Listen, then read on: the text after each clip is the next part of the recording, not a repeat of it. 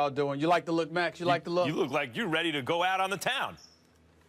I have to host an event tonight at Cheney University outside of Philadelphia. So, you know, I'm dressed to the nines. I'm ready for that. So he is dressed to the nines. You don't need our approval. You're looking clean though. You look very handsome. But why did you want Max's take and not mine? My fashion expertise isn't good enough here? Because Max is usually wearing the three-piece.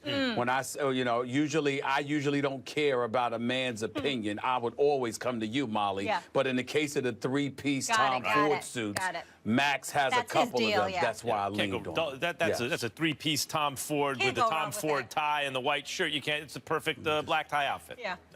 That wasn't too expensive. That was just a couple dollars. All right, let's get into it. Speaking of well-dressed, Tom Brady returns from his 4-game suspension just in time for the Patriots to take on the Browns this Sunday.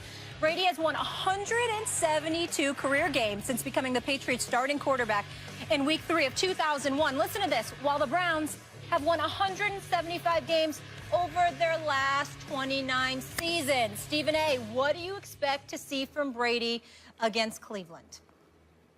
Oh, I expect to see a very angered individual. He's a guy that's thrown for 4,000 yards plus for the last 5 consecutive years, if not longer. And we all know he's going against the Cleveland Browns at the 27th ranked defense in the NFL. They're like about 16th against the pass, 23rd in yards allowed. But ultimately, they're 0-4. Their team on the come up. The only bright spot for the Cleveland Browns, as far as I'm concerned, is 2 things. Hugh Jackson, the head coach, because he has them playing very competitive football for the most part. Outside of them getting beat up by the Philadelphia Eagles on opening day, they blew a lead against the Baltimore Ravens, but they were competitive. They lost to the Miami Dolphins, but they should have won that game if their field goal kicker had parquet. You know, the flavor says butter. He's not butter. He's parquet, okay? And then, of course, you've got a situation here where they played against the Washington Redskins last week, and they lost. But Hugh Jackson's got them competitive. The other bright spot would be Terrell Pryor, who Tim Tebow should learn a thing or two from. He's a quarterback in college that came to the pros to be a quarterback, but recognized that there were other attributes that obviously he could be very successful at exercising, mainly the wide receiver spot for Cleveland. And because of that, to me, as far as I'm concerned, he's been their MVP thus far this year. I think Terrell Pryor has been absolutely sensational, and he performed very well against Josh Norman last week. But in the end, that's not going to help them but so much against New England, because Tom Brady is back. They've got their franchise back in the saddle. And not only is he a future Hall of Famer, a 4-time Super Bowl champion, a former league MVP, one of the elite players in the game today, and one of the preeminent faces in the game of the National Football League, but he is ticked off. And if there was ever someone to take it out on with relative ease, I anticipate it will be the Cleveland Browns. I expect a very, very long Sunday afternoon for them. I expect a spectacular performance by Tom Brady, but it won't necessarily show in all the numbers, because I think he will annihilate them early, and he won't have to do but so much late, because Bill Belichick will call off the Wolves. Yeah, I mean, is Tom Brady in his first game back after publicly claiming he was unfairly punished and threatening to take the case to the Supreme Court, is that guy who has since seen the team go 3-1 and hear things about Garoppolo that you started to hear last year, that he's the quarterback of the future, and wow, Garoppolo's really good already and everything, before Garoppolo went down and they brought in Brissett, and then they went 3-1 without Brady, and oh, maybe Brady's a system quarterback, and all these kind of things. Is that Tom Brady going to be motivated? He's always motivated, but might he even have a little extra adrenaline this game? Yeah. And is he playing the Broncos defense or the Vikings defense? No. He's playing one of the worst defenses in the NFL. And to top it all off, guess who he has on the field this week? Gronkowski. When he has Gronk, the difference between Tom Brady, who went from just a really excellent young quarterback to maybe the greatest quarterback who ever lived, because of his ability to so quickly read defenses and so quickly make decisions and accurate throws. But the difference between Tom Brady without Gronk is a great quarterback on an excellent team that's going to make the playoffs. With Gronk, Tom Brady becomes the guy the Patriots become the Super Bowl favorites or one of the 2 or 3 teams favored to win the Super Bowl, and they will usually make a run, wind up at least in the AFC Championship game. That's what it's been with Gronk on the field. With Gronk on the field, Tom Brady's going to put on an offensive show, especially now you got Bennett, too. They got the 2 tight end sets with Bennett, who is, at his worst, a B-plus tight end offensively. They're going to put on an offensive show against a terrible defense, after which I will get a lot of people will tweet at me, oh, I thought Tom Brady was supposed to fall off a cliff, duh. Oh, yes, he will fall off. That's your voice for your Twitter yes, fans? it is. Yes, he will fall off a cliff Lord. sometime before the middle of next season. Could it be this week? Yes, but highly unlikely, especially given the circumstances. Well, let's make a couple of things. In Vegas, when you talk about the Patriots, the last 35 times the Patriots have been favored by 5 or more, they've been 33-2 straight up. There's nothing that's going to change here. That's number one. Number two, let me 33-2 straight up. Let me make sure I emphasize. Something here. We all know what we anticipate Tom Brady would do, but what I'm really trying to say, opening this show with Tom Brady's, preempting Tom Brady's first game back after his 4-game suspension, is that I believe Tom Brady ain't just after a Super Bowl. I believe the Patriots and Patriots fans want Roger Goodell to have to hand that trophy to Tom Brady.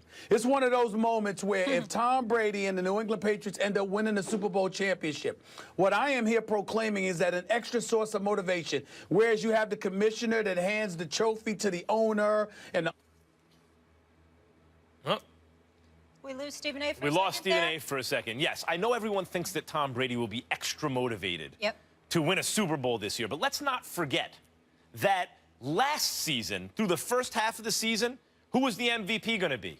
It was Tom Brady by so much there was no one else worth talking about. Then about 2/3 of the way through the season, a couple of people started saying, well, what about Cam Newton? And then by the end of the season, actually it was Cam Newton. So you can't win the Super Bowl in week 5, Stephen A., your first week back. You ain't going to win the Super Bowl this upcoming Sunday against the Browns. You will cream the Browns. They will destroy the Cleveland we all know Browns. that, Max. But, he's not going to make any Super Bowl statement week 5. Professor Kellerman, we know the sky is blue, just like we know the Patriots can't win the Super Bowl this week. Thank you for enlightening us. What I was trying to say was this before technicalities rudely interrupted me. That was when cosmic you think about censorship Tom right Brady, there. Yeah. I truly believe that Tom Brady's biggest goal outside of winning the Super Bowl championship, the Patriots' biggest goal outside of winning the Super Bowl championship, is to make sure that Roger Goodell has to hand that trophy to Tom Brady. I'm telling you right now, there was no one happier that the New England Patriots lost in the AFC Championship game last January than Roger Goodell. There was no one happier than him.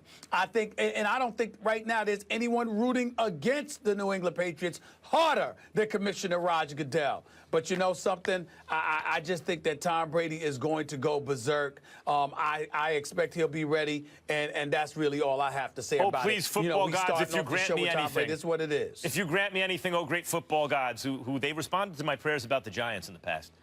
Please, let somehow the Cleveland Browns beat Tom Brady in his first game back. Yeah, right. It's not going to happen. Good luck with that one.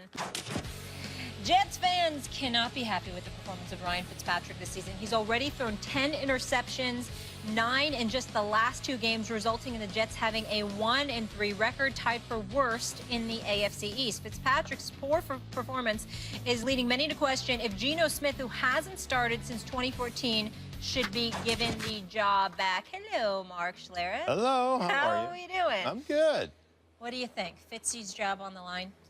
Well, I think your job is always on the line when you don't play well. I mean, obviously, I would look at the Jets as an organization and go, if Geno Smith can't get into a game after Fitzpatrick has thrown 9 picks in the last 2, how much do you hate Geno Smith? I mean, why is he on your roster? If you can't put him in, if you can't say, hey, Fitzpatrick, listen, man, it's not going your way today. You've thrown 5 picks. You know what? Why don't you come over here, sit on the sideline a little bit? Let's let Geno go ahead and finish this game up. If you can't even make that move at that point, then why is he on your roster? And, oh, by the way, Bryce Petty is hurt. You draft Christian Hackenberg. Have you not developed a quarterback that you feel consistent about or that you feel good enough about to put in a game when your starter is really struggling? I'm not just saying bench him. I'm saying pull him and say, man, listen, man, tough day. It didn't go your way today.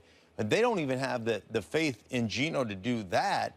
It really shows you from a personnel department what they're giving Todd Bowles, the head coach, to work with if they don't feel comfortable putting Geno Smith in a game in the last 2 weeks. So my question again would be, why is he on your roster? If you can't stand him that much, why is he even on your roster? 100%. And by the way, Geno Smith didn't get a long-term deal. First, he didn't get the money he wanted, then he didn't get the years he wanted, and there's a reason for that. It's because he hasn't been a very good quarterback throughout his career. He's a competent NFL quarterback, a very good backup, and as a starter, you're probably looking for someone a little bit better. If, he doesn't look like a long-term, never been a long-term answer to anyone's franchise. He's turnover-prone, obviously. 9 interceptions in like a half a second. Yeah, the other guy should be starting. And the thing is, since you don't have long-term plans for Fitzpatrick, since if you lose this week, you're probably not going to make the playoffs, and since at least Geno Smith has shown flashes at times, why wouldn't you start him? It doesn't make any sense. I think absolutely Fitzpatrick's job should be on the line this weekend. It makes perfect sense why you wouldn't start Geno Smith. Geno Smith is 11-18 as a starter in New York. His QBRs in the 2 seasons that he played was 38 and 44. Enough said. New York doesn't believe in him. New Yorkers don't want him. Plus, you went out and you drafted Bryce Petty. You drafted this guy Hackenberg out of Penn State. And so the fact of the matter is you've got 3 quarterbacks on your roster where none of them may work for you. I like McCagnon a lot. I'm really fond of him. But these are the kind of questions that have to be answered. Whether it's him, it's Bowles, or both. Something's wrong with that picture when you are looking at a Ryan Fitzpatrick. You got 3 other quarterbacks, and you ain't thinking about playing any of them. Now, in Ryan Fitzpatrick's defense, I will say this. You got the 6 interceptions against Kansas City. Deplorable performance, no doubt about that. But those 3 interceptions he threw last week, I thought were a relative misnomer. One of those interceptions went right through the hands of his receiver. The other one was a desperation heave near the end of the game. So to me, those 2 don't really count. What we really come down to is that Ryan Fitzpatrick had a very, very bad game against Kansas City. I don't think we should be looking at him as his job security at all unless he comes out and stinks up the joint with another 4, 5, 6 interception performance. If barring something like that, I don't see that you have a better option in a Jets uniform at this particular moment in time. Right, that's why his job's on the line. If he plays poorly, then he should be yanked. Well, he should be, but if you don't... But go ahead. I'm sorry. No, if you have no faith in the guys that you have on your roster, why are they on the roster? Here's the other thing, man, that doesn't get enough attention in this day and age of the National Football League, and this is a big issue. And this is where some franchises set themselves apart, and other franchises continue to struggle along the way. It's not just drafting guys. The most important part is developing guys. And it's really hard to do nowadays because you don't get to practice anymore. You don't get the time. You don't get that. So you better have guys on your staff that know how to develop a player and get that player up to speed quickly without that practice time. And, the franchises that are doing it right now, the Denver Broncos have done a great job. New England is always exceptional at this. They draft, but more importantly, they develop. You can't develop a quarterback that you feel comfortable with in 2 weeks when your quarterback has thrown 9 interceptions. You got issues. And by the way, how do you develop a guy if he never gets out on the field? If he's why is he on your roster? That's the first part, right? Right. And secondly, he doesn't get any more experience. He's never on the field. Let's not pretend Geno Smith didn't also have some pretty good games in the NFL. He has. Right. And Ryan Fitzpatrick, Stephen A., has been good throughout his entire career for a grand total of 2 seasons. Not great, good for 2 years out of his whole career. I would ask both of you this, and maybe what are the good games you're talking about with Geno Smith? You want me to tell you the dates off the top of my head? Geno Smith, the last time he actually started for the Jets, threw like 3 touchdowns. Off the top of my head, I've seen him had good moments. It's rare in a day that I saw us on a Monday morning talking about, hey, Geno really looked good. He's had good moments, but a good game? Yes. Schlereth, you know better than me. You recall him having a good game? Well, listen, I'm sure that he's probably had a decent game. I would never put him in the upper echelon of anything. Here's the one thing that would bother me, and it's bothered me, and you two would know better than I, because you probably heard more than I. But when your quarterback, who at the time was your starting quarterback, gets jacked in the jaw in the locker room in training camp, and I didn't hear one dude on that roster say, like, hey, man, that's a problem. Like, when I didn't hear one guy come to his defense, that says to me, you got a guy in your locker room that people don't respect. And those guys you can't give an opportunity to start. If nobody respects the guy,